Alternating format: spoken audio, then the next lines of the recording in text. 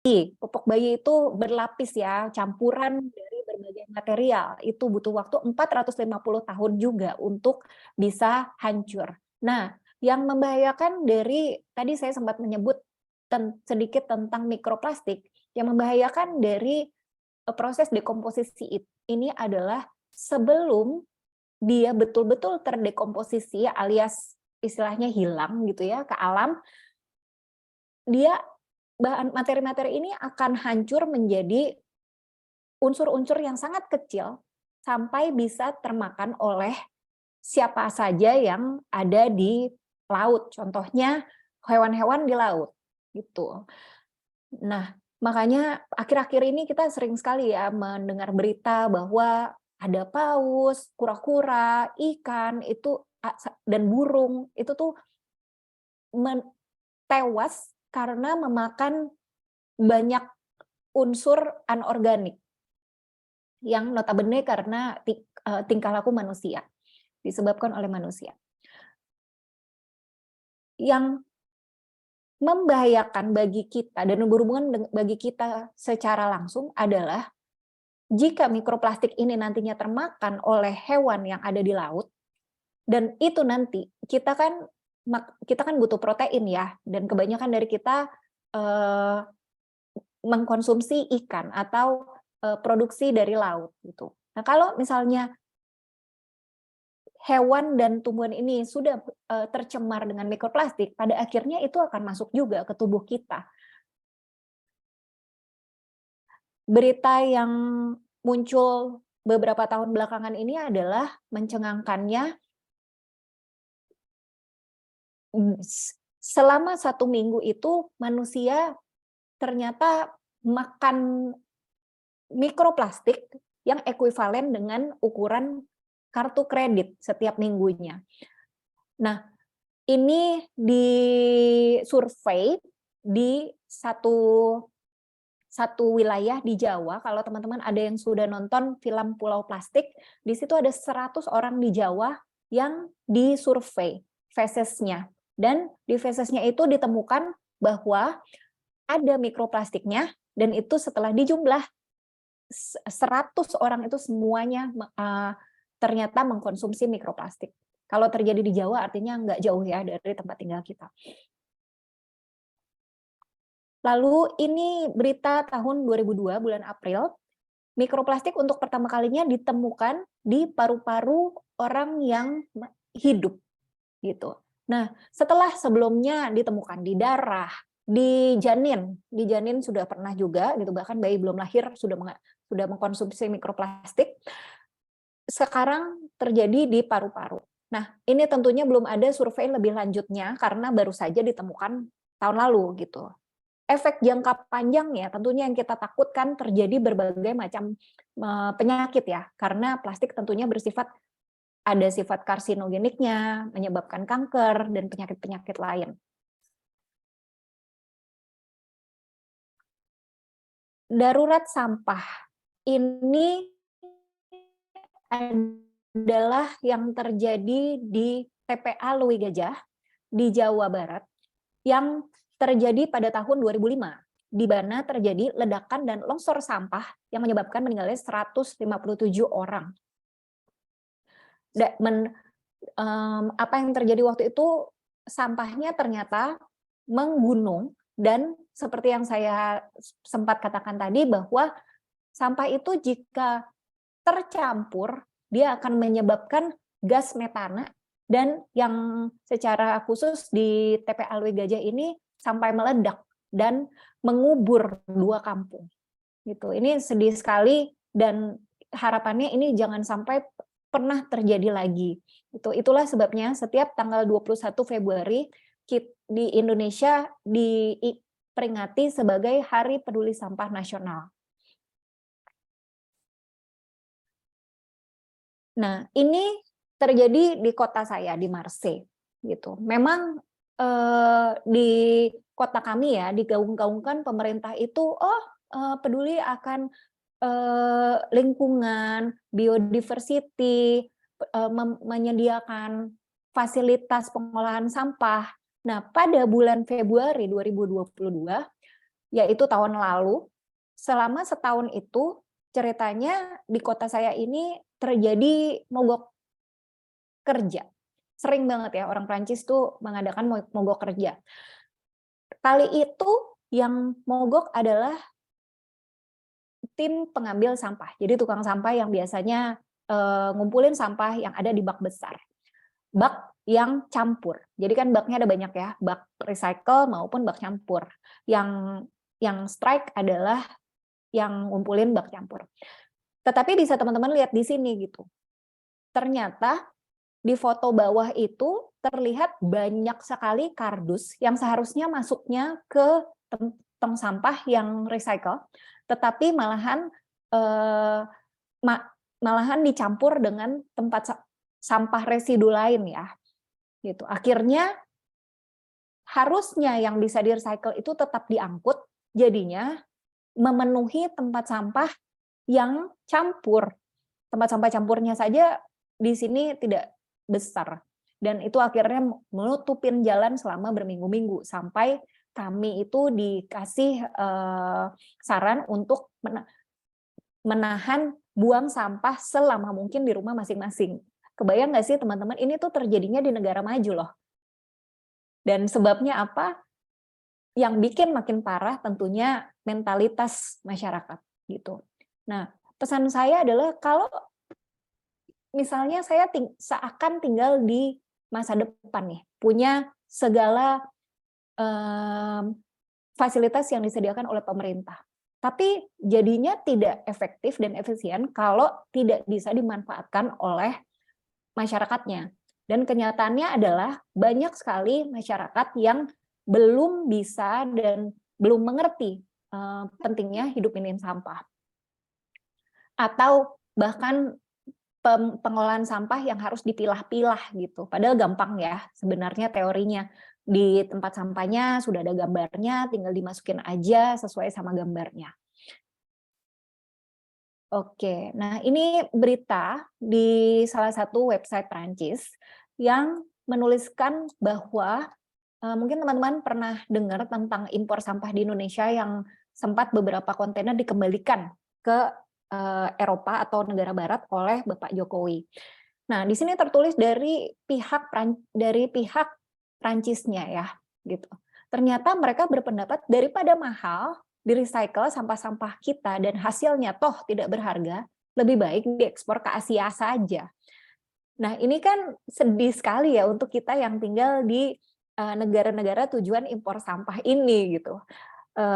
Memang nanti saya akan jelaskan di foto yang lebih lanjut. Memang di Indonesia itu ada beberapa sampah impor yang diterima. Contohnya kertas. Kertas itu bisa diolah ulang di Indonesia, bahkan itu diterima sebagai sampah yang diimpor. Ini sumber dari film Pulau Plastik. Di situ ada foto ini di mana ini tumpukan sampah yang diimpor. Nah, setelah dicek, ternyata di dalamnya bukan hanya ada sampah kertas, tetapi ada juga popok bayi, ada juga odol, ada berbagai macam sampah yang dicampur gitu. Tentunya ini akibat dari beberapa oknum ya, tapi ini nggak bisa dipungkiri bahwa berarti saya yang tinggal jauh, kalau pengolahan sampahnya ini tidak baik, pada akhirnya bisa loh sampah yang saya buang di depan rumah saya berakhir di Indonesia, contohnya.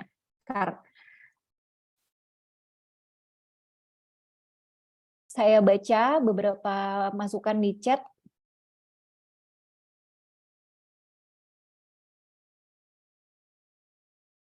Terima kasih Pak ya, ini ada Mbak Nura, informasi tentang ikan-ikan yang kita makan.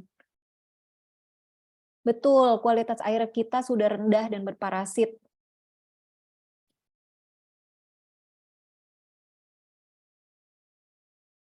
Nah, nanti tentang sampah yang masuk ke TPA tapi dicampur akan saya jelaskan lebih lanjut ya. Untuk pertanyaannya nanti ini saya jelaskan. Terima kasih untuk interaksinya. Oke, nah sekarang tadi kita udah membahas tentang alasan-alasan kenapa kita harus minim sampah. Nah, sekarang pertanyaannya, kita mau solusi atau polusi? Tadi kita sudah lihat paparan saya, apakah kita harus tunggu pemerintah bertindak? Ternyata tidak ya, pemerintah bisa bertindak, tapi kalau kita sebagai masyarakat tidak bisa memanfaatkan fasilitas itu dengan efektif, itu bukan jawabannya. Apakah jawabannya buang sampah pada tempatnya? Ternyata tidak juga, karena kita buang sampah pada tempatnya itu cuman pindah dari rumah Anda ke TPA, numpuk di TPA sampai batas waktu yang kita semua tidak tahu. Jadi solusinya apa dong? Kurangin nyampah dan pilah sampah. Nah, pertanyaannya adalah bagaimana sih kita harus mulai mengurangi sampah? Ini adalah satu piramida, biasanya kita dengar 3R ya, reduce, reuse, recycle. Tapi sebetulnya RI ini ada banyak sekali. Saya bahas cepat masing satu-satu. Rating itu adalah hal paling pertama yang harus kita lakukan pada saat kita berusaha mengurangi sampah. Nah, pada rating ini kita berpikir apakah kita betul-betul membutuhkan suatu barang. Itu bukan hanya karena murah, bukan hanya karena gratis, bukan karena setiap barang yang masuk ke rumah kita atau yang kita konsumsi itu sudah ada jejak karbonnya. Sejak mulai diproduksi, bahkan sampai nanti akhir hidupnya, dimanapun itu berada gitu ya. Jadi pada waktu kita mau mengkonsumsi, baiknya kita berpikir dulu, dan juga satu lagi, baiknya kita berpikir memungkinkan nggak sih kita tuh kalau butuh sesuatu misalnya beli second gitu, atau memanfaatkan barang bekas. Jadi bukan cuman karena gratis, ambil aja gitu. Lalu nanti malah menjadikan itu potensi sampah. Kedua, ketiga, keempat, reduce, dan reuse ini nanti akan saya jelaskan lebih lanjut. Itu biasanya nyambung jadi satu.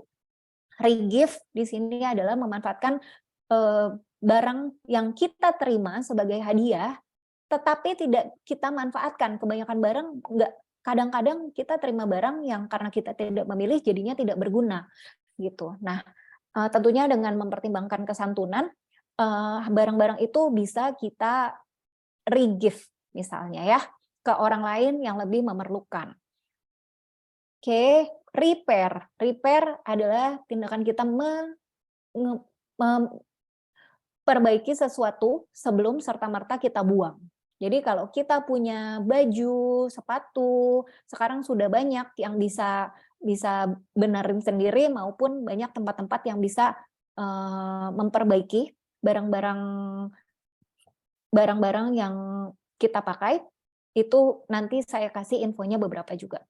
Oke, rent, swap, atau borrow adalah tindakan kita pinjam, mulai dari bisa segala sesuatu sekarang bisa ya gitu, mainan anak bisa, bahkan tempat tinggal, apakah itu apartemen, apakah itu rumah, apakah itu misalnya yang saya sarankan untuk kita pinjam atau sewa adalah barang-barang yang kita pakainya jarang, misalnya 1 kali dalam seumur hidup atau 1 kali dalam sekian tahun, contohnya baju pernikahan atau tenda, atau ya banyak sekali ya contohnya.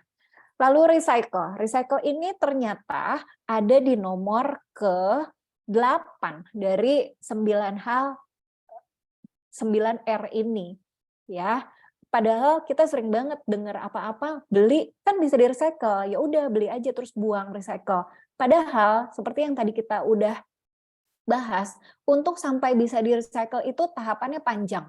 Dan bahkan setelah memakan energi, waktu, tenaga, uang, dan sumber energi listriknya misalnya, itu belum tentu jadi sesuatu yang bisa dimanfaatkan. Gitu. Makanya recycle ini tidak selalu menjadi solusi ya.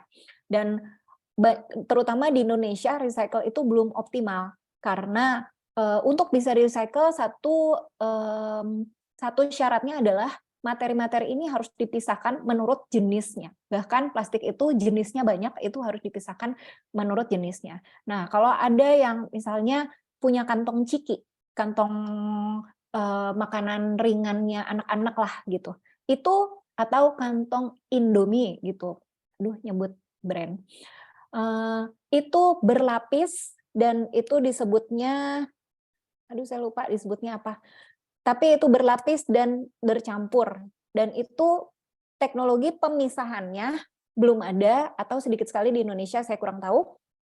Di Inggris saja, di beberapa negara Eropa sedikit yang bisa misahin. Akhirnya itu jadi sampah residu, nggak bisa diapa-apain, nggak bisa di-recycle karena bercampur. Rot adalah yang terakhir, itu adalah tindakan mengkompos, yaitu mengembalikan zat organik untuk ke tanah.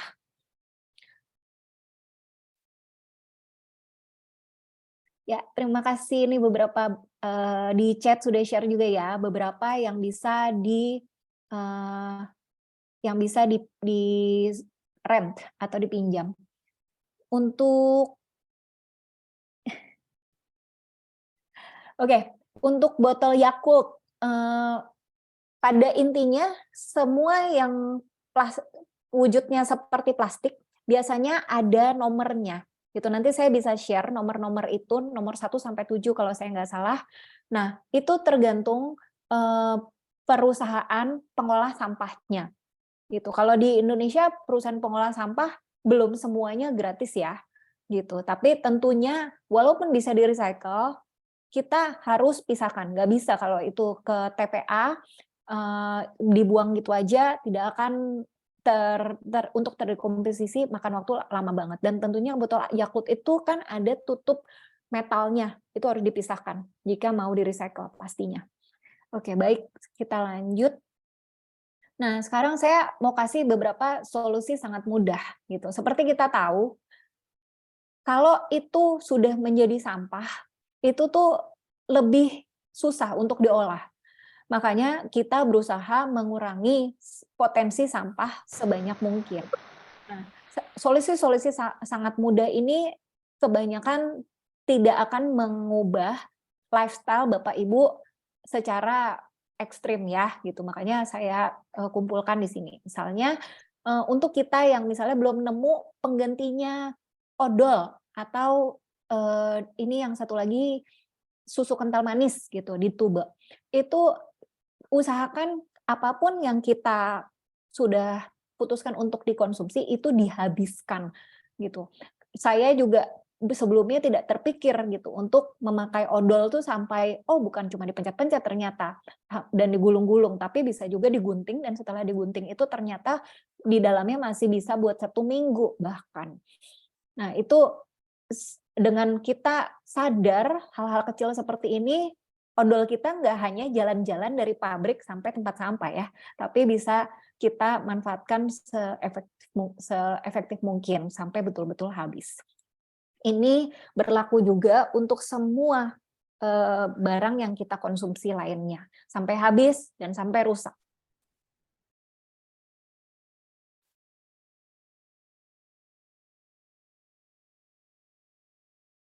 Info yang bagus dari Bu Irawati, pengalaman saya Yakult memberikan tas untuk pengumpulan botol Yakultnya, jadi pas kita beli lagi, Lady Yakult akan mengambil botol Yakultnya. Terima kasih, Bu. Oke, lalu cara mengurangi struk. Ya, struk di Indonesia itu yang bentuknya seperti kertas fax, itu sangat sulit untuk di-recycle. Jadi, sebisa mungkin kita hindari. Gimana cara menghindarinya? Kalau saya, di sini saya sebisa mungkin bayar pakai cash. Tapi di Indonesia sudah lebih canggih ya, ada QRIS, bisa bayar pakai kalau pakai debit atau kartu kredit, itu kemungkinan besar akan selalu menimbulkan adanya risit-risit ini ya, tiket-tiket dari bank gitu. Kalau kita ke ATM kita bisa klik tanpa struk, tapi kalau kita bayar debit, kartu kredit atau kartu debit kemungkinan besar akan keluar. Jadi tergantung pilihan teman-teman ya. Kalau memang perlu struknya silakan diambil, disimpan. Tetapi kalau memang kita tidak perlu, usahakan untuk kita tidak menghasilkan struk tersebut. Oke. Ini yang ketiga dan ini sangat-sangat penting karena sampah makanan dan sampah organik itu adalah bagian terbesar dari sampah yang tergenerasi ya. Sampah yang dihasilkan itu paling banyaknya adalah sampah makanan dan organik. Nah, yang sering saya lakukan karena saya sudah terbiasa bawa tempat makan kemana-mana, kalau memang saya selalu menghabiskan makanan tapi saya mau sedikit lebih, jadi misalnya waktu itu saya makan pancake di gambar ini dan ternyata menteganya tersisa gitu. Daripada saya tinggalkan, itu pasti akan masuk ke tempat sampah, saya bawa pulang sehingga nanti bisa dimanfaatkan lagi di rumah. Atau misalnya anak bapak ibu makannya nggak habis gitu. Kalau saya nggak punya anak, jadi saya kalau pergi sama ponakan saya selalu bawa tempat makan supaya saya nggak ketempuan terus harus ngabisin makanannya atau nanti malah menyisakan.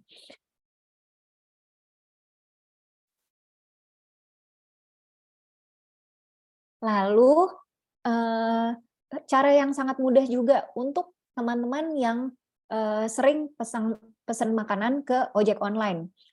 Nah, di kolom catatan dari pelanggan itu, dengan mudahnya kita bisa tulis, tidak usah menggunakan alat makan, garpu, sendok, pisau, tidak usah kresek, sedotan, bumbu-bumbu, dan lain-lain. Kalau memang diperlukan silakan, tapi kalau saya pribadi, bumbu-bumbu saya semacam sambal. Saya lebih baik menyediakan sambal sendiri di rumah yang ukuran besar. Kecuali kalau misalnya ada cabai atau sambal tertentu yang kita nggak bisa gantikan ya, gitu. Nah, untuk ojek online ini saya sendiri sudah meminimalisir karena biasanya pasti akan datang dengan bungkusannya, gitu. Entah itu styrofoam, entah itu bungkus coklat, gitu. Itu lebih baik kalau saya tidak mau makan di tempat, saya akan datang dan saya bawa tempat makan saya sendiri untuk bungkus bawa pulang dibanding saya pesan ojek, kecuali kalau itu tempatnya jauh banget. Lalu selipkan pesan hijau. Ini mirip dengan pesan hijaunya ojek online yang tadi. Misalnya ada teman-teman yang harus online shopping. Kalau saya pribadi, saya sudah meminimalisir online shopping. Tetapi kalau saya harus banget online shopping karena barangnya tidak ditemukan di tempat lain, saya akan kirim note, ditulis di tempat catatan ya, biasanya kalau ada, tolong bungkus tanpa kantong kresek. Kalau makanan tanpa sendok garpu tambahan, tolong menggunakan potongan kertas atau koran untuk pengganti bubble wrap-nya, atau sekalian dituliskan boleh menggunakan kardus bekas. Kalau saya pernah minta tolong menggunakan kardus bekas dan dituruti oleh merchant-nya. Oke. Kalau kita minta artinya kita juga siap dengan risikonya, biasanya merchant-nya tidak keberatan. Oke, nah kenapa tadi online shopping tuh saya minimalisir gitu, karena saya sadar bahwa online shopping tuh ternyata ternyata timbulan sampahnya banyak banget ya, gitu. Dari satu paket yang dikirimkan nanti ada kabel tie-nya, ada lakbannya, ada kardusnya, ada bubble wrap-nya, gitu. Akhirnya itu tidak semuanya bisa kita kontrol. Akhirnya saya mengurangi sekali. Nah, kalau memang kita harus banget online shopping karena terpaksa, utamakan beli di toko karena menghindari bungkusan. Jadi misalnya pesennya online tapi pick up di tokonya. Atau kalau memang pilihannya ada di toko, belilah di toko supaya nggak panjang jalannya sampai harus melewati proses online shopping. Oke, ini yang tadi sudah saya sebutkan ya, paling atas alternatif barang second jika Anda memang membutuhkan konsumsi suatu barang. Nah, untuk yang online shopping tadi atau biasanya pas zaman bulan Ramadan, itu kan kita banyak banget ya terima kue yang di toples gitu. Kalau saya selotip-selotip itu biasanya bisa kita lepas dengan hati-hati dan bisa dipakai ulang untuk macam-macam ya. Jadi kalau saya selotip dan lakban itu saya lepas pelan-pelan, lalu saya tempel kalau saya di bawah meja. Jadi kalau ada yang ngintip di bawah meja-meja di rumah saya tuh banyak selotip dan lakbannya sebenarnya. Lalu yang terakhir Ya, adalah untuk orang tua atau pendidik-pendidik bisa mencontohkan ke anak-anak praktek-praktek minim sampah sejak dini. Kenapa sejak dini? Supaya pentingnya adalah supaya kita tidak sulit mengubah mindset atau kebiasaan suatu hari nanti gitu. Seperti kita saat ini yang ada di Zoom online hari ini gitu. Kaget kan beberapa hal itu, loh kok kita ternyata menjalani lifestyle yang sudah kita jalani sejak kecil itu ternyata konsekuensinya seperti ini ya. Kalau mau diubah nggak mudah juga. Beda dengan kalau itu sudah diterapkan ke kita sejak kecil. Oke. Nah, ini solusi yang sedikit lebih sulit, tapi nggak sulit. Contohnya nomor 1, pakai ulang, bawa wadah. Contohnya ini punya saya, wadah ini nggak harus baru ya, dan nggak harus beli kayak di toko Eko. Bahkan kalau Bapak Ibu di rumah punya tin wall, seperti ini bisa dipakai ulang. Ini kan food grade ya. Terutama kan kalau tin wall, makanannya tidak panas. Oke. Lalu, wadah ini bisa macam-macam, bukan cuman untuk take away makanan, tapi ini punya saya yang untuk makanan panas. Jadi bisa langsung masuk ke microwave gitu misalnya. Lalu saya juga punya yang besar untuk beli roti dan beli kue ulang tahun, kue tart misalnya. Oke, ini memanfaatkan apa yang saya punya aja, saya nggak beli-beli khusus. Kalau nggak ada, benar-benar nggak ada, baru saya beli. Oke, jadi itu satu contoh untuk wadah, nanti saya kasih contoh lebih lagi. Tolak sekali pakai, ini yang tadi kita bahas ya, gitu. Kenapa sih kita sedia wadah sendiri, gitu? Supaya kita bisa menolak. Nolaknya lebih enak ya kalau kita punya sendiri. Jadi kalau kita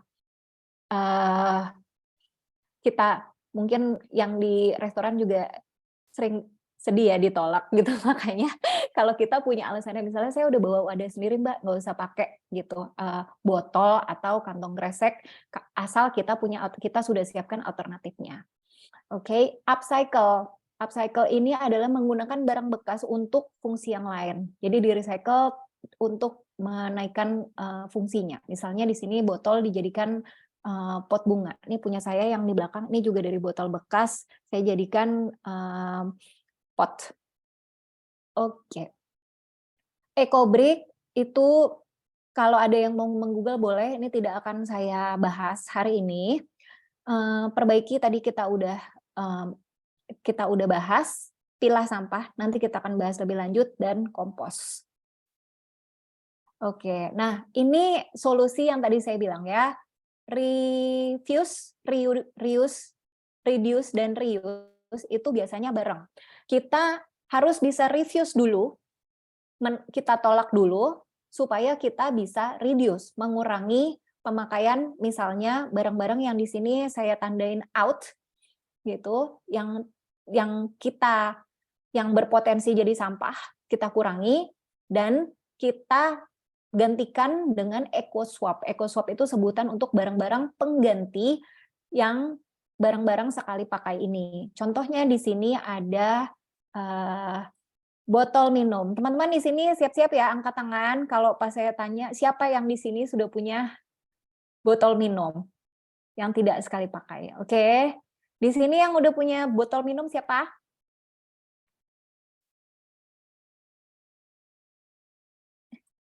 Terima kasih, Mbak Gia. Hai. ini namanya? Dan Mbak Eli, oh ternyata banyak ya yang udah, Ibu Irawati, udah banyak yang punya botol minum.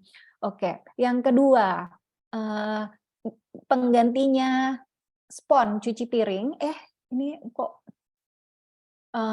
yang kedua, mudah juga ini, tas sekali pakai. Tas sekali pakai siapa yang sudah punya?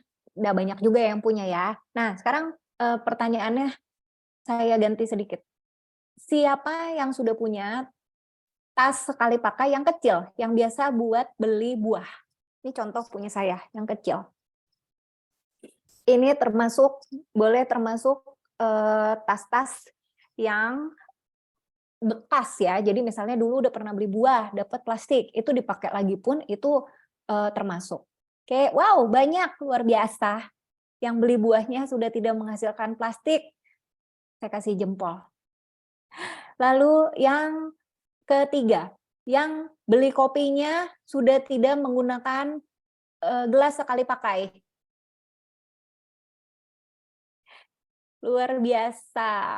Nah, ini satu info ya buat teman-teman. Kebanyakan kafe-kafe itu punya gelas yang bisa dipakai untuk gelas beneran, cangkir beneran yang bisa dipakai untuk minum di tempat gitu misalnya.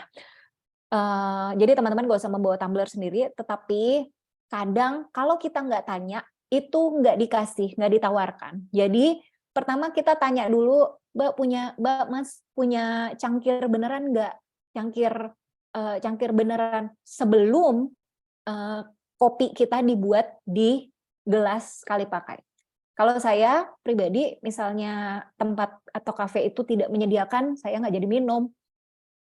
Atau biasanya kalau saya bawa tumbler sendiri, saya minta diisikan di tumbler saya. Oke, yay, luar biasa. Oke, kita turunkan dulu tangan-tangannya. Pertanyaan berikutnya, siapa yang di sini tim sedotan pakai ulang? Baik itu sedotan bubble tea maupun sedotan biasa ya. Wow, banyak ya. Siapa di sini tim kokop langsung? Saya tim kokop langsung. Kecuali bubble tea. Yeay, tim kokop langsung banyak temennya. Oke, terima kasih. Nah, yang berikutnya, siapa di sini yang sudah bawa-bawa alat makan kemana-mana? Oke, di sini ada, terima kasih, luar biasa. Oke. Alat makan ini nggak harus beli khusus ya, nggak harus beli khusus yang untuk take away gitu. Yang maksudnya beli khusus yang untuk dibawa-bawa, yang portable. Oke, tapi bisa juga kita bawa aja sendok makan kita yang di rumah, dan kalau bisa bawa kantongnya untuk nanti alat makan kotornya dimasukkan ke situ kalau udah selesai makan. Dan catatannya adalah kalau teman-teman ada yang belum bawa alat makan sendiri, kadang orang bilang ya, ini kan yang dikasih alat makannya toh nggak plastik, toh kayu gitu, atau sumpit kayu.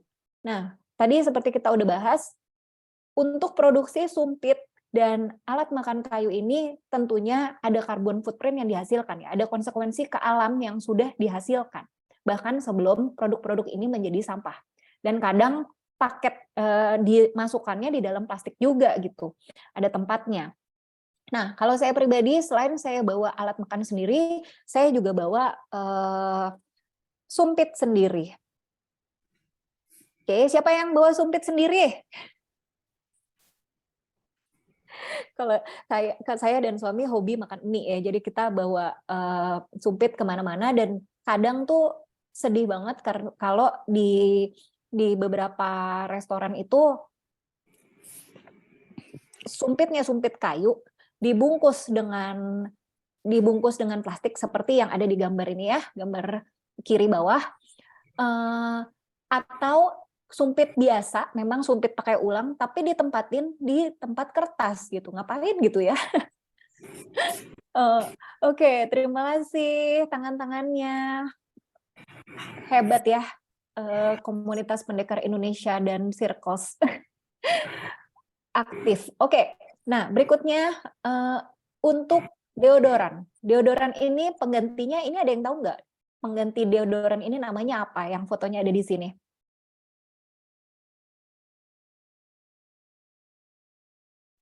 Awas. Tawas, Tawas. luar biasa. Terima kasih. Jadi yang putih ini namanya batu tawas ya. Suami saya, saya pribadi tidak pakai deodoran, tapi suami saya pakai tawas ini sudah 5 tahun dan itu sampai sekarang tuh masih belum ada setengahnya bahkan gitu. Jadi tawas ini benar-benar ekonomis banget, buat ngirit bagus banget, dan kita meniadakan timbulan sampah yang dari deodoran ya. Yang udah pakai tawas di sini banyak ya. Luar biasa, dapat jempol dari saya. Oke, nah berikutnya ada spons cuci piring di sini. Nah, spons cuci piring ini bahannya bercampur ya, ada plastiknya, ada polyesternya. Nah, ada nggak yang tahu penggantinya ini namanya apa? Nih, yang warnanya krem ini. Satu, Dari buah. maaf, Dari Bapak buah nggak kedengeran. di kampung saya ada itu di apa buah itu, tapi dikasih tua, dan itu bisa bertahan 3 bulan 6 bulan untuk cuci piring. Terima Saya kasih sudah- Bapak. Ini Ya, namanya gambas. Namanya gambas atau nama kerennya lufah ya. Tadi udah ada yang menjawab di kolom chat. Gambas atau lufah ini seperti yang tadi Bapak udah kemukakan, ini adalah buah. Buah yang itu di bolong-bolongnya itu tadinya ada biji-bijinya warna hitam, tapi kalau udah dijual sebagai spons biasanya udah dibuang biji-bijinya atau dikumpulkan ya. Dan ini tahan lama, bisa dipakai untuk membersihkan tubuh, pengganti apa tuh namanya, yang buat mandi, dan bisa buat cuci piring juga. Oke, nanti setelah selesai, misalnya udah kecil, udah jelek, udah jorok, ini bisa dikomposkan. Karena seperti tadi sudah dikatakan, ini asalnya dari buah. Oke, ada yang sudah pakai gambas di sini, ada yang sudah pakai lufah, menggantikan spons biasa. Pak Johan, terima kasih ya. Oke, nah berikutnya sikat gigi. Sikat gigi ini sesuatu yang penting banget ya untuk kita lebih mindful dalam penggunaannya. Karena waktu itu yang buat saya tercengang adalah kesadaran bahwa ada yang bilang sikat gigimu dari kamu lahir sampai sekarang mungkin masih belum hilang dari muka bumi ini. Yang kalau dipikir-pikir mungkin betul juga ya gitu, karena sikat gigi biasa kita buang gitu aja bercampur berikut sama kemasannya yang itu campuran plastik dan kertas. Gimana recycle-nya ya? Pasti kemungkinan besar ini cuma numpuk aja di TPA.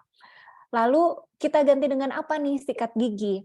Sikat gigi bisa diganti dengan sikat gigi bambu.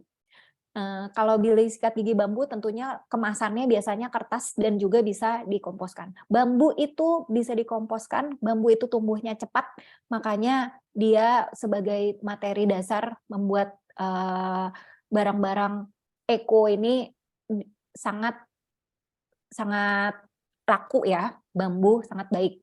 Nah, untuk kalau yang mau mengkomposkan sikat gigi bambu harus dipertimbangkan bulu sikatnya itu.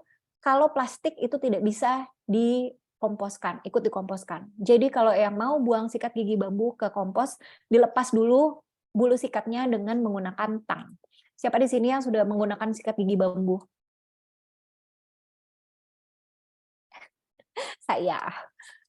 Oke, selain sikat gigi bambu ada juga sikat gigi yang hanya diganti kepala sikatnya aja ya, jadi batangnya bisa dipakai terus gitu. Nah, pilihan-pilihan ini kalau memang available, kalau memang memungkinkan di daerah masing-masing itu minimal mengurangi potensi sampah daripada sikat gigi biasa. Tetap bersih kok gitu, kita jangan termakan oleh iklan yang mengatakan sikat gigi model macam-macam supaya nyampe ke gigi bagian dalam misalnya. Kalau ada yang punya kebutuhan khusus, saya tidak menghakimi tentunya. Oke, yang gambar kelima di sini tadi kita sudah bahas ya, lunchbox sebagai pengganti bungkus take away dari styrofoam ataupun kertas coklat yang dikaretin. Ya, ada yang mau menyampaikan sesuatu. Kalau pakai yang dari bambu cepat berjamur, memang itu kita harus taruhnya, kalau punya saya tidak cepat berjamur karena setelahnya saya berdirikan ya. Jadi dia berdiri dan cepat kering gitu. Kalau saya nggak tidurin sikat gigi bambu saya. Oke, kembali ke lunchbox. Tadi sampai di mana? Nah, yang harus kita ingat dengan segala EcoSwap ini adalah kita harus ingat untuk pakai, terutama yang namanya reusable itu harus di-reuse ya. Masalahnya tantangan terberat kita apa sih? Lupa. Ya kan, lupa atau kurang niat gitu ya. Jadi gimana caranya supaya nggak lupa? Tentunya kita masing-masing di sini udah dewasa, kita saling ngingetin dan dengan niat gitu, itu bisa. Dulu saya juga sering lupa-lupa, tapi hari ini udah sedikit sekali udah sedikit sekali lupanya karena sudah membiasakan diri. Oke, yang terakhir adalah tisu di situ. Tisu ini mungkin kesannya ini ya, mungkin kesannya sesuatu yang baik-baik aja lah, nggak apa-apa lah dipakai, padahal tisu itu asalnya kan dari kayu ya, dari tumbuhan gitu. Dan itu untuk bisa sampai warnanya putih, itu harus melalui proses panjang, dicuci, diberi pewarna, dan itu nantinya kalau dibuang akan mencemari lingkungan. Tentunya tidak semua bisa mengganti tisu dengan alternatifnya, yaitu kalau saya memakai sapu tangan yang biasa saya bawa-bawa kemana-mana di dalam kantong, supaya kalau saya pergi ke restoran saya bisa menolak serbet makan yang diberikan. Tisu ini juga saya pakai untuk membersihkan membersihkan muka atau hidung. Oke, ada nggak di sini yang masih memakai sapu tangan? Sapu tangan ini dulu laku banget ya, pas kemana-mana tuh dibawain sama orang tua kita gitu. Tapi semakin ke sini setelah udah ada tisu dan tisu basah, mulai dilupakan gitu. Padahal ini sesuatu yang sangat simpel. Oke, nah untuk tisu basah itu mengandung plastik. Jadi tidak sama dengan tisu biasa ya. Tentunya kalau mengandung plastik dia akan sangat susah untuk terdekomposisi. Oke.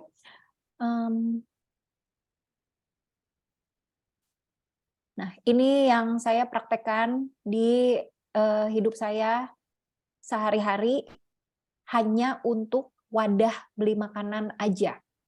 Gitu.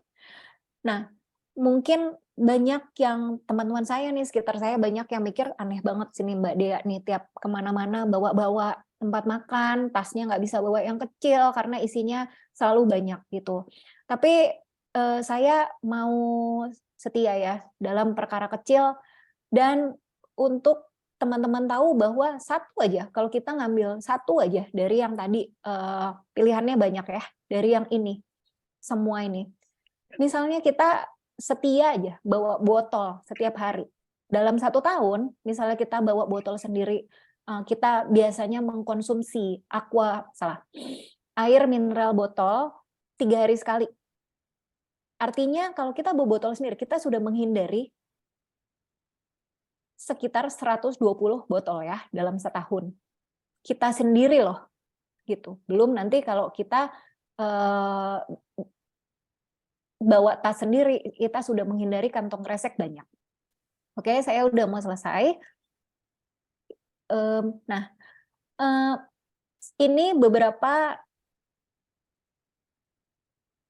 akun zero waste di mana saya belajar minim sampah dari mereka gitu. Ada komunitas Zero Waste Indonesia, Sustaination, dan ada di situ 021 Suara Sampah, yaitu Mbak Andin yang sudah canggih banget ya. Kalau Mbak Andin ini mengurangi sampahnya tuh sampai hanya 3 botol kecil selama bertahun-tahun gitu. Saya belum bisa sampai di situ, tapi tentunya yang namanya proses menjadi minim sampah itu kita nggak serta-merta zero itu dalam 1 hari. Kita harus terus belajar. Tentunya kita makhluk hidup, menimbulkan sampah setiap hari dalam hidup kita. Oke, nah ini jangan khawatir, saya akan share materinya nanti, jadi teman-teman nggak usah catat. Lalu saya sendiri bukan, seperti saya udah katakan ya, saya bukan content creator, jadi saya tidak posting sebanyak teman-teman yang ada di sini kemungkinan besar. Oke. Nah, ini adalah info untuk pengolahan sampah di sekitar kita. Mungkin nggak semua kota ada di sini, tapi ini yang saya tahu. Teman-teman jangan lupa juga bahwa ada bank sampah yang bisa diefektifkan gitu. Kebanyakan di Indonesia itu ada bank sampah, tapi karena nggak banyak yang tahu, akhirnya tidak dimanfaatkan. Nah, bank sampah ini menerima sampah-sampah yang sudah terpilah, bisa teman-teman hubungi, tinggal di Google aja, bank sampah gitu. Nanti akan keluar yang di sekitar rumah rekan-rekan sekalian. Oke, nanti bisa dihubungi untuk ditanyakan mana aja yang diterima. Oke, kebanyakan menerima yang seperti yang gambar bawah, kertas yang sudah terpilah, kaca yang sudah terpilah, plastik. Plastik ini ada yang iya dan ada yang tidak. Oke, metal kebanyakan menerima, sampah organik, rekosistem yang menerima, tapi rekosistem berbayar. Oke, sampah elektronik bisa ke e-waster J. Ada di situ ya, di atasnya donasi barang. Oke, jika ada yang memerlukan info lebih lanjut, silakan hubungi saya. Saya nggak punya semua infonya, tapi saya bisa bantu teman-teman untuk cari. Nah, ini saya kutip di sini dari Pak Hendrawan Saragi, yaitu Ketua Relawan Pendekar Indonesia. Anda diundang untuk menghayati semangat kepahlawanan dengan mempercantik keindahan bangsa ini, keluarga Anda, lingkungan Anda, dan manusia batiniah Anda sendiri. Oke, saya sudah share beberapa caranya, tapi apa yang saya share tidak akan jadi apa-apa tanpa ada niat dan aksi nyata. Akhir kata, tidak ada seorang pun di antara kita yang hidup untuk dirinya sendiri. Mari jadi bagian dari solusi, bukan masalah. Terima kasih atas perhatian teman-teman semua. Saya kembalikan ke Mbak Gia. Kita membuat sebuah kebijakan tentang pengelolaan sampah. Karena mau tidak mau di setiap daerah ini kita harus patuh pada kebijakan-kebijakan hukum pemerintah terkait dengan persoalan pengolahan sampah. Satu. Kedua, ini kita tidak bisa nafikan bahwa budaya kita belum sadar akan penanganan sampah. Ya, saya pribadi belum tentu saya bisa ini memilah sampah di rumah ya, antara sampah basah, sampah kering, dan sampah lainnya. Selalu pemikiran, dicampur aja buat kantongan baru bawa ke TPS. Itu pemikiran secara umum. Dan yang selanjutnya, persoalan kelembagaan ini. Siapa yang akan mengelola sampah tersebut? Tentu ada semacam instansi atau OPD istilahnya itu dalam mengelola sampah. Selama ini negara telah melakukan semua, tapi ternyata sampah belum bisa teratasi secara baik.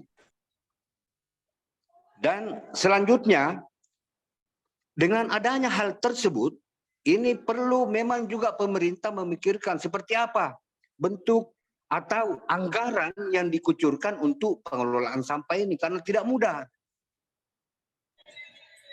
Anggaran itu harus berbanding lurus dengan kegiatan pengelolaan sampah yang ada. Dan yang terakhir, teknologi. Bagaimana dengan teknologi pengolahan sampah itu? Yang selama ini saya lihat cuma istilah banyak, recycle, apa, dan lain sebagainya. Tetapi kan susah itu berjalan secara efektif. Karena ya bicara soal anggaran. Dan itulah selalu keluhan di daerah bahwa kami tidak memadai anggaran dalam pengolahan sampah ini. Mohon penjelasan Mbak Dea dalam hal ini, ada 5 aspek itu. Terima kasih, saya M.E. Samueli dari Majene, Sulawesi Barat.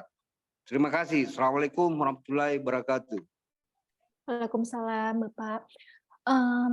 Saya menjelaskan ini dari pandangan saya pribadi ya.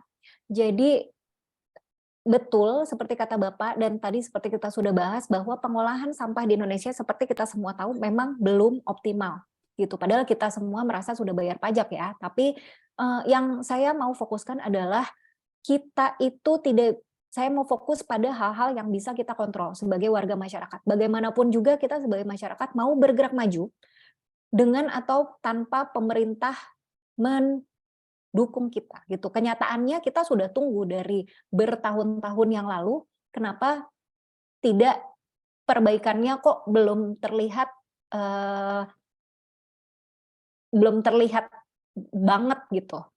Nah, yang tadi seperti yang mau saya tekankan di presentasi saya yaitu saya nih contohnya Pak, saya ada di negara maju. Sekarang saya tinggal di Prancis gitu.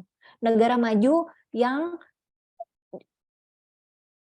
anggarannya cukup, fasilitasnya cukup, tetapi jika tidak dibarengi dengan kemampuan masyarakat dan pola pikir masyarakat yang baik untuk bisa memanfaatkan segala fasilitas itu, toh pada akhirnya orang tidak jadi apa-apa gitu. Yang membuang, jangankan pilah sampah, membuang sampah sembarangan pun masih banyak, sampai merepotkan istilahnya warga negara yang lain untuk membersihkan sampahnya gitu. Bahkan saya di sini nih di Prancis ini belum sampai tahap orang tuh bisa sampai situ gitu. Masih membuang sampah sembarangan kok di sini gitu. Makanya yang mau saya bagikan hari ini adalah bisa nggak kita sebagai bagian dari masyarakat nih, teman-teman di sini hadir di presentasi saya hari ini aja, sesi saya hari ini aja sudah menunjukkan niat ya Bapak Ibu sekalian,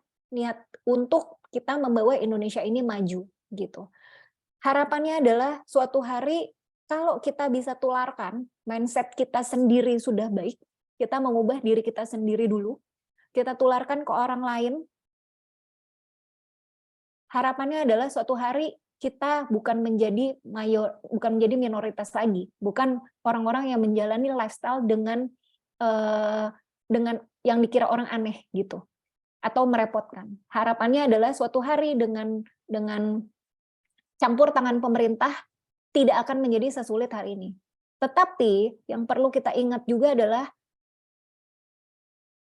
waktu itu pernah ada di salah satu sesi saya ada yang menyebutkan kalau gitu suatu hari kita kemungkinan harus pindah ke planet B ya Mbak Dea gitu. Mungkinkah itu planet Mars atau apapun. Tapi saya bilang kalau kita mau tidak berubah mindset gitu, sejarah akan berulang gitu. Apakah kita misalnya sebagai pembayar pajak, kita juga mau pajak kita sebagian besar dihabiskan untuk pengolahan sampah. Kalau saya sih memilih mendingan untuk memberantas kemiskinan atau untuk pendidikan. Gitu. Kalau ada yang punya masukan lain silakan ya. Setuju. Terima kasih Pak Irwadi. Mohon izin Mbak Dea, Iya, silakan Pak.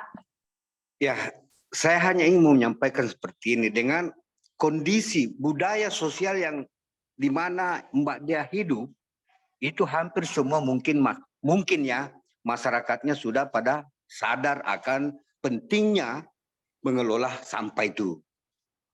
Nah, di Indonesia ini Jakarta saja ibu kota negara itu belum, apatah lagi di daerah-daerah seperti saya di Kabupaten Majene, Sulawesi Barat. Saya sudah bertahun-tahun juga ingin mencoba mengajak teman-teman untuk bagaimana sampah ini kita bisa kelola secara baik. Namun demikian dengan upaya dan apapun belum bisa. Padahal hampir di semua wilayah di Indonesia ini ada dinas pengelola yang mengelola persampahan itu. Nah, ini yang jadi soal karena persoalan budaya saja belum tentu. Saya target pribadi Mbak ya, 5 tahun itu sudah sangat cepat jika sampah tertangani ini. Jadi saya targetnya itu 10 tahun. Semoga di 10 tahun ke depan ini kita sudah sadar akan pentingnya mengelola sampah. Kira-kira sementara demikian dulu, Mbak. Terima kasih. Terima kasih Bapak. Nah, tadi seperti yang saya paparkan, jadi ada kesalahpahaman ya Pak. Bahkan yang saya katakan adalah bahkan di Prancis ini orang-orang belum dapat berubah mindset-nya gitu. Bahkan belum punya karakter yang baik dalam pengolahan sampah. Fasilitasnya ada tapi tidak dimanfaatkan. Akhirnya tidak jadi apa-apa gitu. Nah, teorinya adalah perubahan perubahan mindset ini butuh waktu 10 sampai 15 tahun. Dan ini sudah saya buktikan sendiri gitu. Dengan contoh saya pribadi, saya itu dari tahun 2002 sudah membawa kantong belanja sendiri, tapi karena saya tidak mengerti, saya tidak maju gitu. Saya cuman ikut-ikutan aja tanpa mengerti ini maksudnya apa gitu. Tapi makanya itu yang kita hari ini kita berkumpul di sini, kita mau belajar bareng supaya kita tahu basis dari kenapa kita melakukan apa yang kita percaya itu berdampak baik gitu. Saya sendiri percaya Tuhan itu nggak tutup mata ya. Kalau kita mencontohkan hal baik, saya contohkan ke 1 orang, ke 2 orang, hari ini ada 40 orang yang berkumpul di sini, pelan-pelan 270 orang, 270 juta orang Indonesia atau bahkan lebih gitu ya kalau di masa depan, itu suatu hari itu akan menjadi budaya baik bagi kita. Terima kasih Pak ya, untuk masukannya. Saya jawab pertanyaan lain ya. Oke, Perlu makasih belajar banyak. sama-sama Bapak, terima kasih. Pesan saya adalah jangan sampai suatu hari pemerintah kita sudah memfasilitasi kita, tapi kita sebagai masyarakat tuh belum siap. Itu ironis. Oke, Pak Lincoln, silakan Pak.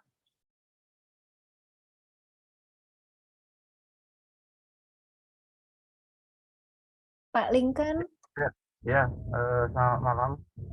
Terima kasih. selamat malam Pak. Ya, terima kasih Bu Dea. Mungkin ya, saya tadi mendengar ya penyampaian oleh sebelumnya ya, sebelum saya ini itu siapa tadi itu saya antusias ya. Ya, saya ada mungkin saya menambah saja mungkin dalam hal ini memang awareness ya, seperti saya sendiri pun mengakui ya kesadaran saya pun terpancing gitu, terbuka setelah mengikuti seminar begini, mana oleh Ibu Dea difasilitasi oleh komunitas Cersel ya, bekerjasama dengan relawan pendengar.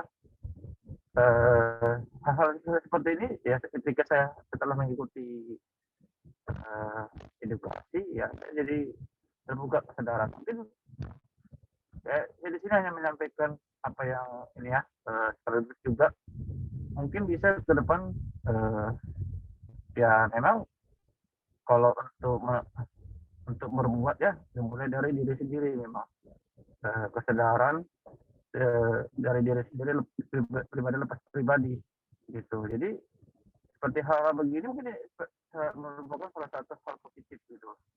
Dari dulunya saya memang ya bisa dikatakan buta, masih tertidur atau gimana, tapi setelah mengikuti saya jadi tersadar gitu.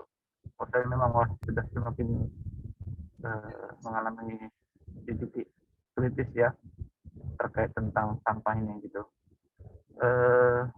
Mungkin bagaimana menurut tanggapan Ibu, bagaimana kalau misalnya ke depan mungkin bisa lebih digencarkan lagi ya, mungkin menggunakan wadah-wadah dalam hal melakukan giat sosialisasi gitu ke depannya, yang mungkin ya dalam konteks relawan ini kan seperti mungkin yang ada sudah berada di komunitas mungkin bisa turut lagi menyebarkan sosialisasi gitu, atau dan juga ke depan mungkin bisa untuk mengkritik ya atau mencubit lah pemerintah supaya jangan terlena gitu, walaupun ya seperti itu perihal tentang kepedulian sampah gitu. Karena kan memang saya memahami ya, kita memang di Indonesia ini kalau sudah timbul masalah baru kita heboh, tapi kalau belum kita kayaknya antara sadar atau tidak sadar gitu. Kita menganggap sudah selesai kok gitu, padahal belum gitu. Jadi mungkin gitu, sekian dari saya, mungkin perlulah memang pemerintah perlu ini. Mungkin bisa relawan perkasa ya. Mohon dikoreksi, relawan yang sudah ini bisa dijadikan wadah ya untuk hal kedepannya. Demikian dari saya, Mbak Bu Dea, terima kasih. Terima kasih ya Pak Lincoln. Saya luar biasa loh, Pak Lincoln ini sudah ngikut sesi saya 2 kali, dan yang saya sangat terpukau gitu ya. Pak Lincoln ini menghubungi saya setelah mengikuti sesi saya yang lalu untuk minta informasi, Mbak, saya minta informasi khusus untuk Kota Medan. Bank sampahnya di mana? Kegiatan clean up mana yang bisa saya ikuti? Ada berita apa? Saya bersedia, saya sendiri relawan ya. Saya tidak tergabung di komunitas apa-apa di sini, gitu. Tapi saya relawan lepas ya istilahnya gitu. Tapi kalau teman-teman ada yang membutuhkan, silakan kontak saya, bisa kontak saya di Instagram saya, A Heart for Earth. Oh, tadi saya janji mau membagikan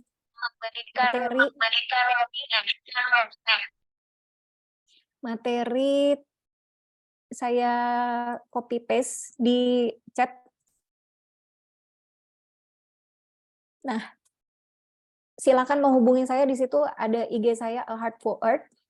Bisa minta informasi ke saya juga nggak tahu semua informasinya, tapi saya bisa bantu teman-teman untuk Google. Oke. Ibu Menaksi, terima kasih ya Pak Lincoln, saya menghargai sekali, dan saya setuju kita harus terus mengedukasi, dan edukasi itu jangan berhenti hanya sampai di edukasi, tapi kita teruskan sampai jadi tindakan nyata, dan tindakan nyatanya jangan berhenti di 1 kali gitu, tapi terus-terusan kita konsisten melakukannya. Oke, terima kasih Pak. Bu Menaksiete, silakan Bu. Ya, baik, Shalom, selamat malam. Saya dari Kota Sorong, saya sebagai guru biologi juga, dan saya berterima kasih kepada Ibu Dea yang bisa memberikan materi pada malam hari ini, dan saya dapat info ini dari Perkantas Manado. Ya, terima kasih. Baru-baru ini di rumah saya ada tinggal seorang saudara datang dari Jakarta dari komunitas Ekonusa yang ada di Kota Sorong. Jadi apa yang saya perhatikan dari kehidupannya ikut dalam komunitas Ekonusa, saya begitu ingin sekali untuk ikut seperti itu. Jadi saudara ini di dalam komunitas itu begitu banyak hal yang saya bisa lihat, bahwa penanganan sampah atau lingkungan ini kita mulai dari diri sendiri. Bahkan dia punya barang-barang dengan seperti tadi, mempunyai botol minum sendiri, punya alat makan sendiri. Saya sampai bertanya, kenapa harus, pertama dia datang dari Jakarta, saya tanya, kenapa harus sampai seperti itu? Ada gelas banyak di rumah kita, ada banyak sendok, tapi dia bilang, inilah salah satu contoh bagaimana kita meneladankan dari diri kita sendiri. Maka tadi contoh-contoh dari Ibu Dea, harusnya kita semua yang ikut dalam acara ini harusnya memiliki dari diri sendiri dulu, gitu. Jadi saya berterima kasih ikut dalam sesi ini, dan saya sekarang ini di rumah sudah selama ini juga sudah milah-milah sampah, dan saya bertekad ya inilah kehidupan kita yang kita harus berjuang. Tidak mungkin secepat membalikan tangan, tetapi yang di dalam hati kita harus memulai dari diri sendiri kepada anak-anak, tetangga akan tersalur bagaimana niat kita bahwa sampah itu memang harus kita betul-betul tangani untuk menyelamatkan bumi ini. Jadi saya sangat berterima kasih. Untuk session berikutnya, saya berharap saya bisa terus mengikuti session dari Ibu Dea. Ini dikasih dari teman satu sekolah di Kota Sorong. Ya, ini mungkin ucapan terima kasih saya, dan saya juga bertekad akan ikut dalam penyelamatan lingkungan dengan memilah sampah dan punya niat dari dalam diri sendiri untuk menularkan kepada keluarga, anak-anak, dan sekitar. Itu saja, terima kasih Mbak Dea. Shalom. Amin. Amin. Terima kasih banyak Ibu Menak. Shalom. Shalom. Senang sekali dapat bertemu dalam kelas perdana dengan Bapak Ibu Saudara sekalian. Nah, kami dari Pengurus Pendekar Indonesia menyampaikan terima kasih kepada Kak Dea. Iya, biasanya panggil Kak Dea ya. Udah kedua kali saya ikut ini, pernah di Circles. Terima kasih banyak Kak untuk kesediaannya. Sangat mencerahkan kembali ya, dan inspirasi. Terima kasih kesediaannya untuk menjadi pengampuh di giat perdana kelas belajar kabel Pendekar Indonesia. Berharap ini bukan pertama dan terakhir ya, tapi ada kelas selanjutnya yang bisa diisi.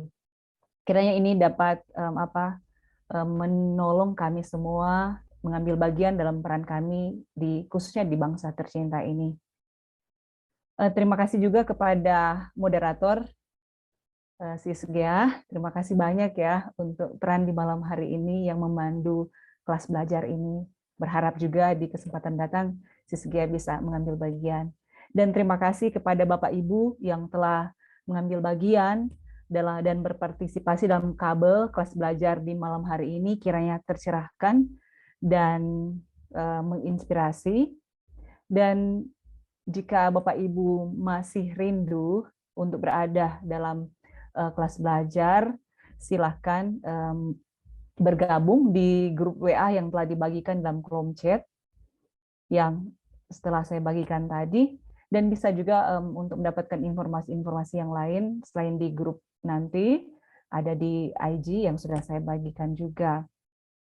Nah, berharap kelas belajar ini kabel ya, filosofi kabel, ada yang teman kakak yang berbagi dalam grup kami, pengurus kami ya, fungsinya filosofinya sangat menarik ya, sebagai katalisator atau penghantar. Nah, kiranya kabel malam hari ini dan kabel selanjutnya menjadi penghantar pesan baik bagi yang telah didapatkan di kabel ini dan selanjutnya kepada sekitar kita, kepada bangsa kita, sehingga bukan hanya berhenti pada sumbernya, tapi tersalurkan gitu. Terima kasih banyak ya. Jika ingin mendapatkan informasi tentang apa sih Pendekar Indonesia ini, latar belakang, kami akan bagikan, karena waktu udah sangat mepet ini, sudah sempit sekali. Kami akan bagikan kenapa Pendekar ini lahir. Secara singkat, sedikit sekali, kami lahir pun yang terlibat di dalam ini adalah orang-orang berbagai daerah di Indonesia. Jadi bukan cuma satu daerah, dari berbagai daerah, dan kami dari berbagai macam latar belakang. Dari berbagai macam latar belakang agama, suku, ya kami menjadi satu sebagai satu kesatuan Indonesia untuk menciptakan keindahan apa yang telah disampaikan, untuk mempercantik Indonesia. Dengan berbagai latar belakang, kami terhubung satu dengan yang lain. Sekali lagi terima kasih banyak untuk semuanya. Sampai bertemu di kesempatan kabel selanjutnya. Terima kasih Bapak Ibu Saudara sekalian.